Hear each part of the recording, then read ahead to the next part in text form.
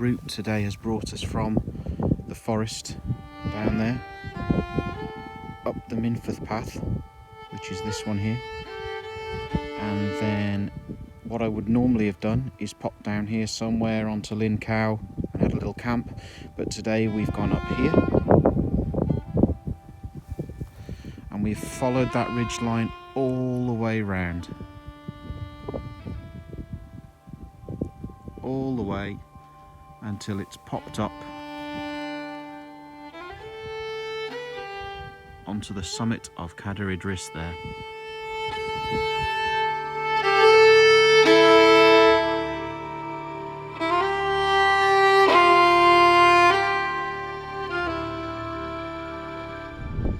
Okay, hello everyone.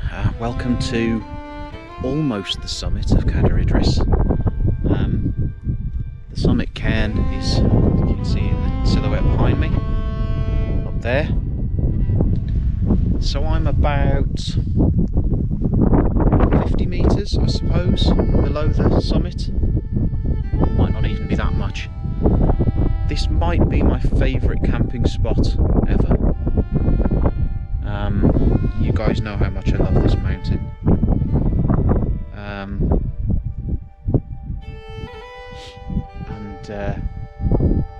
I'm looking down on Lanshan. If I just bring you around this side of the tent, here's the tent, and Lanshan, I'm not sure if you can see it through the clag, is down there. You can actually see a little bit of it the other side of that crag there as well, but the main bulk of Lanshan can be seen just there, where there is quite a group of campers on the top corner as you look. But I've got a feeling it's a scout group. I've just been able to hear some like bongo drums and chanting coming from down there, so it might be a scout group. But they've been there since, well, they've been there all afternoon. They were there before 2 o'clock because I walked past them on the way up. So yeah, they were set up very, very early, which is obviously not the way we should be doing it. But, you know, they look pretty organised, so hopefully they're quite experienced and will leave no trace. If the tents are gone on my way down tomorrow, if I go down that way, then I'll do a quick flyby and have a check. I'm not sure I'm going to go down the way I came up, so we'll see. Right, time for a coffee, I think, because I've had to put some warm layers on, and the clag is bringing a bit of a chill with it. So yeah, coffee time, I think, and I will catch you in a bit.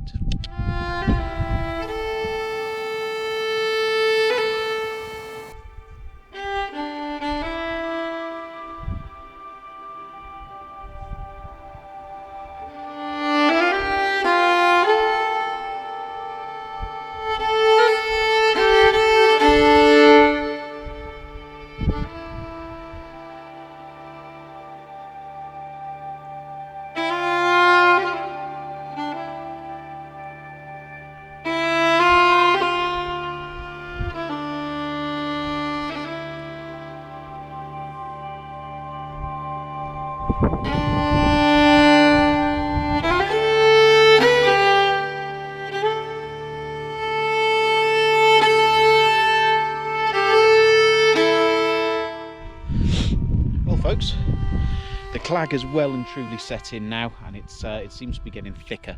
So yeah, there's not a whole lot to show you this evening. Hopefully we'll get some clarity in the morning, and I can show you then. But for now, I'm going to give up filming for tonight. I will catch up with you when I settle down for sleep a bit later on. But other than that, I'm going to leave you with these images that I captured from today.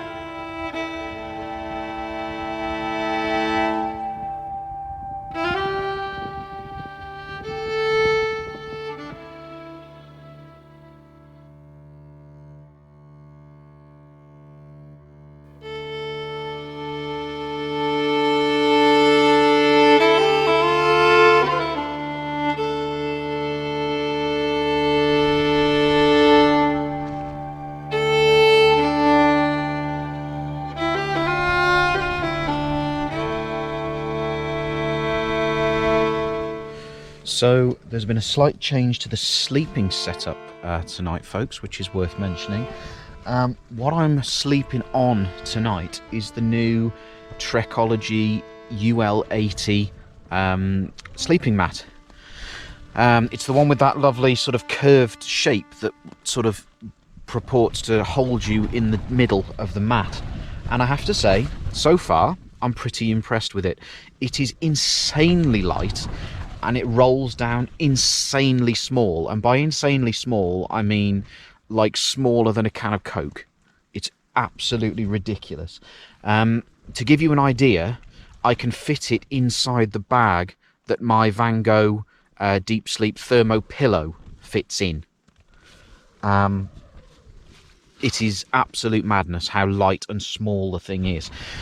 So I'm going to spend, tonight will be my first night on it. I have spent an hour on it, but only on my bedroom floor. So there will be a full review coming up of the UL80 mat. But I have to say, so far it looks as if it's going to be pretty glowing. I'm liking it in a big way. Don't know what it's going to be like in terms of warmth as the weather turns colder. I think the R value is only something like 2 or 3 compared to the 7 on the Thermarest. But we'll see. Comfort may override warmth in this case. So I'll let you know, and we'll talk a bit more about that in the morning. So every day's a school day, as they say, and I've just realised that all that foggy, cloudy clag from outside has been blowing under this side of the tent and getting the mesh of my inner tent wet. So I just rolled over and found that I was getting soggy. But yeah, lesson learned. Okay folks, well, the clag hasn't thinned or gone away at all, and the temperature's dropped. So I'm calling it a night. It's just gone 9 o'clock. What needs to be said about this trip? It's been a long time coming.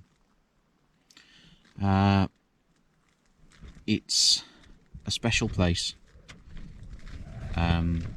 Whether it's a special place to everyone is neither here nor there, but to me, Cadair Idris is the one. It's a mountain that I don't fully understand my relationship with, because my desire to be here,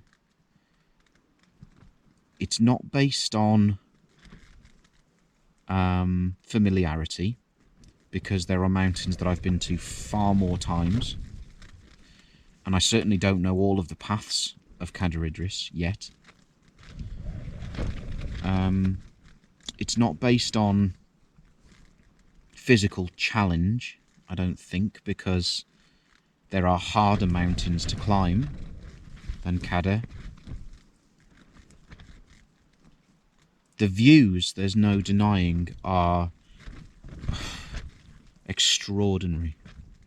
I don't know of any other mountain I've ever climbed with such incredible 360-degree views from the summit. There is so much to see from the top of Cadair.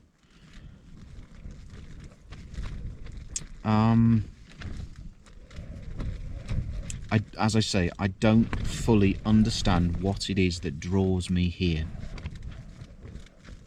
But drawn here I am. And I will continue to be drawn to this place and to love this place.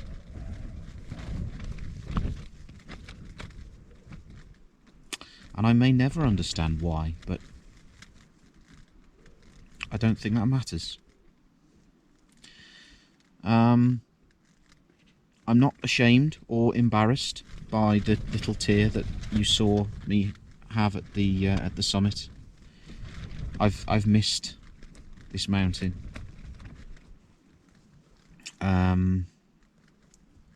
I've tried not to think about it, because I found myself getting a little bit choked up thinking about returning here over the last, wow, you know, I don't even know how long it's been since I've been here, but certainly during lockdown, the 11 weeks of lockdown and the 5 weeks since.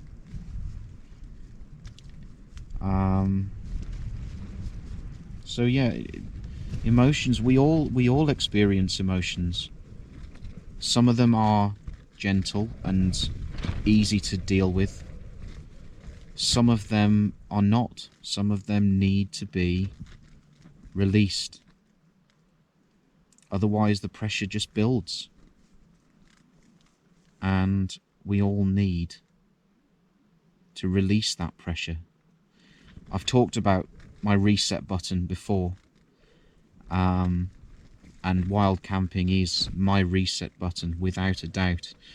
And today, my reset button is well and truly pushed.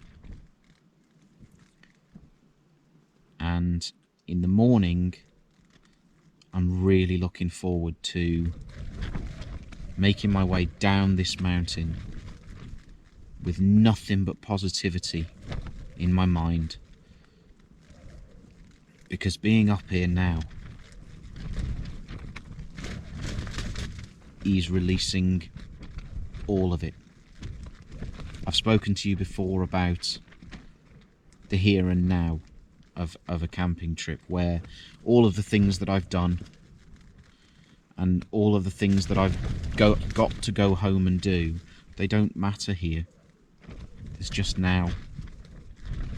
There's just this mountain and me and the way I feel about it. And it feels good. And if you haven't experienced that, then you haven't found your reset button yet. This mountain is full of perfect moments for me.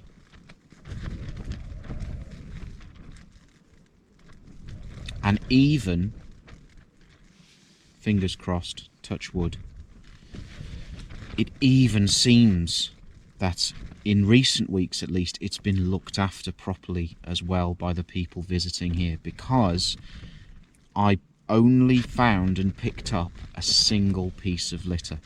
Just one, on my way up here today. Now, I don't know what the situation's going to be like down at Lyncow. I will stop by there if I go down the same way I came up. And I'll check it out, because there are 8 tents around the shores of Lyncow this evening. I think, as I mentioned to you before, one of them is a scout group, which is lovely. Absolutely fabulous. As long as those scout leaders know what's going on. If it's not a scout group, as long as the adults in the group know what the crack is and how to leave no trace. I'm not 100% confident, because they certainly aren't aware of the arrive late part of the wild camping ethos. But we'll see. I may not go back down that way. I may carry on along the ridge over Minffordd Mole and down that way. But we'll see. I'll make a decision in the morning based on the weather. If it's still claggy and nasty, I don't fancy going back down the way I came up. It's a bit too rocky and unpredictable, whereas Minffordd Mole that way is a bit more gentle, grassy kind of paths, so that may be the way I go. But for now, folks, what I'm going to do is enjoy a bit of a snifter on this lovely Glenfiddich 15-year-old single malt that I've brought with me. I am going to wish all of you a very pleasant evening, and I'm going to catch up with a little bit of reading.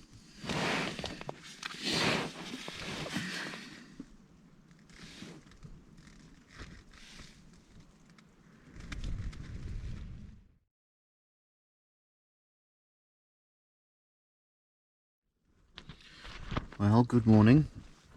from a very windy, wet Cadair Idris. That was a rough night. Pretty typical after saying lovely things about a mountain. It savaged me. So yeah, the downwind side of the tent is all fine and good. The upwind side of the tent, I don't know how much you can see, but this mesh is soaked. And this mesh is soaked. But worst of all, I found one of the limitations of the Lanshan 2 last night. I'll show you from outside in a minute. But the guy line that attaches the doors to the peg, there's a little 2-prong hook on there that the doors hook onto, and basically the hook broke. The wind put it under so much pressure that the hook itself broke. So the doors at about 2 o'clock this morning were splattered against this piece of mesh, and water was absolutely peeing in, because there were a couple of serious downpours last night as well. I can already hear voices coming from the summit, so I'm going to get my stuff together, get packed up and get gone, get down off the mountain, and I shall speak to you when I'm on my way.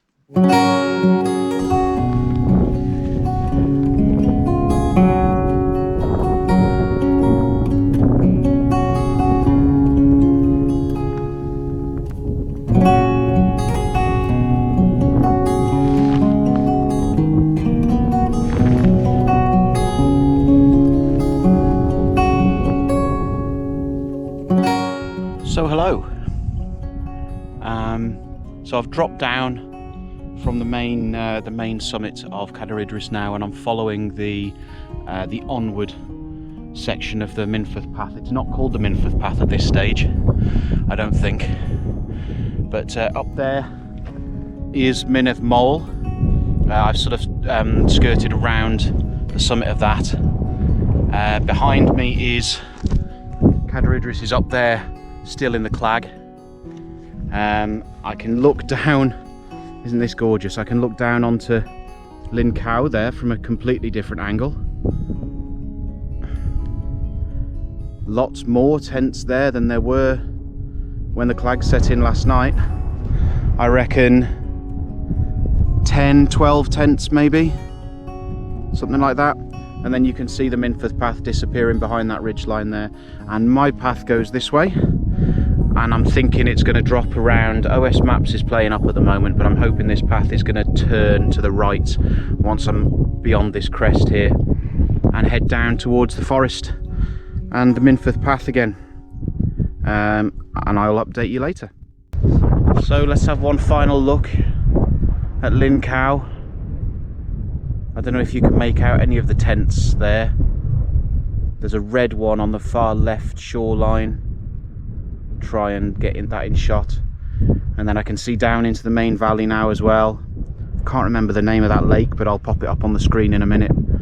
There's the Minffordd Path winding its way up into the Cwm, and then the path that we took yesterday branches off left and then hops up onto the main ridge, which is well covered in clag this morning. Our path goes this way, over the stile that you can see on the far ridge there, and then drops down to join the Minffordd Path at the top of the forest, which is where I will see you again.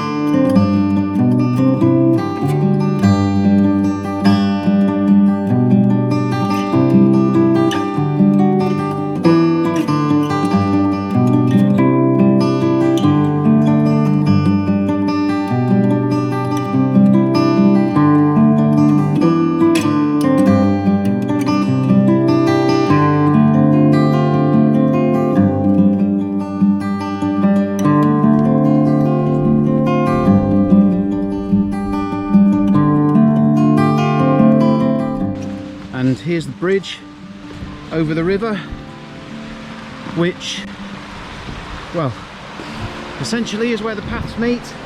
There's the Minffordd Path coming down, and they meet just down here. So next stage, Minffordd Forest.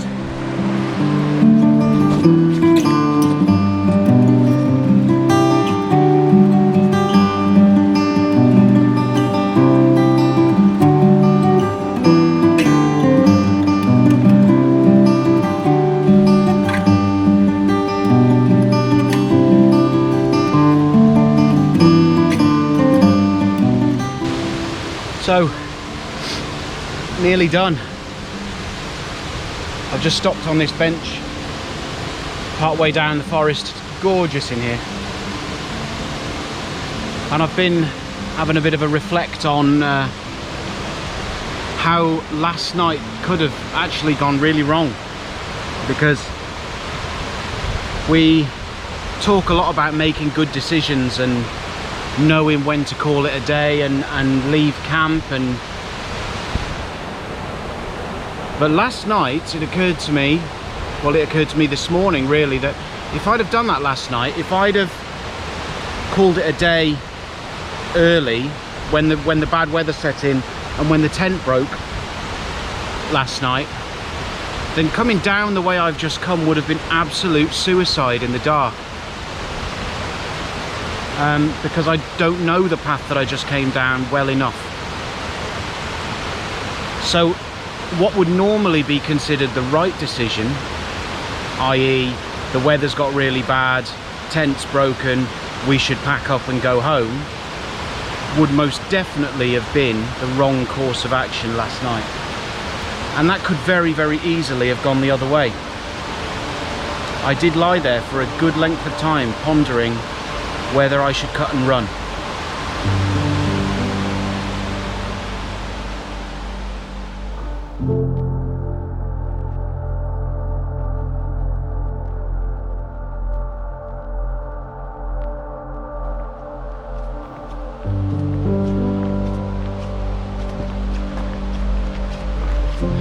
So that's that for another adventure, folks. Thank you for joining me.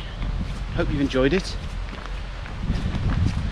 Cadair Idris remains my favourite by a country mile. Treated me roughly last night, shall we say. I still love it here. So, thank you again for joining me on this adventure. If you like what you've seen, give me that thumbs up. Leave a comment, ask me any questions, and consider subscribing to the channel. We're back on track now as far as wild camps are concerned, unless we have a second lockdown. So there's going to be lots of trips coming thick and fast, at least one every 2 weeks. So stay with me. For now, huge thanks again. Oh, I meant to say, guys, that the response to my last couple of videos, in terms of those of you joining me on my journeys, has been incredible. As we speak, I'm approaching 800 subscribers on the Wild Astro channel, so I can't thank you enough. I'm absolutely overwhelmed and over the moon. Every single one of you means the world to me, so stick around, because I'm having the time of my life and I'm so glad that you guys want to join me. So until next time, I wish you wild nights and starry skies, and this is Richie for Wild Astro, signing off.